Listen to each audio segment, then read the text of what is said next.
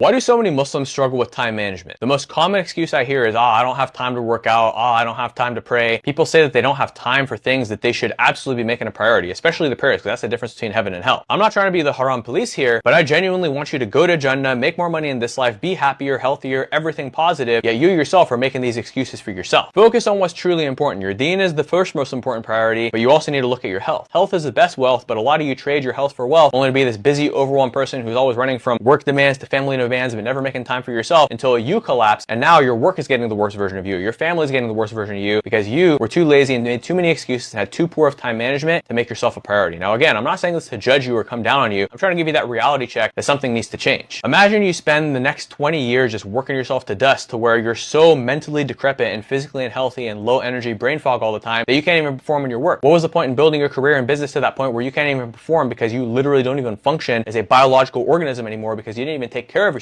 Take care of your physical and mental health so you can show up as the best version of you to your work, because you're going to make more money. It's statistically proven. People who get proper sleep, have good nutrition, and are fitter in the same profession are going to make more money. So don't let money be your excuse. And most importantly, even if you made less money because you prayed, which doesn't happen, obviously Allah's going to put barakah, Allah is al-razaq, but even if you had to trade wealth to be dialed in with your deen, don't you want to go to Jannah for eternity instead of hell for eternity? And wouldn't you be willing to sacrifice this life? But the best part is you don't sacrifice this life, because one thing that I have noticed is the more dialed in you're on with your prayers, especially if you're going and praying at the masjid for the brothers, I have noticed that Allah has put a lot more barakah inside of my rizq. So look, when you start getting dialed in with all these things, you're going to make more money anyway. So stop letting your work be an excuse for why you're not dialed in on your prayers and why you're not dialed in on your fitness. I have a lot more content on how to optimize your routines and daily flow. So check all of that out and share this video with a friend who needs to hear it, inshallah. Assalamu alaikum.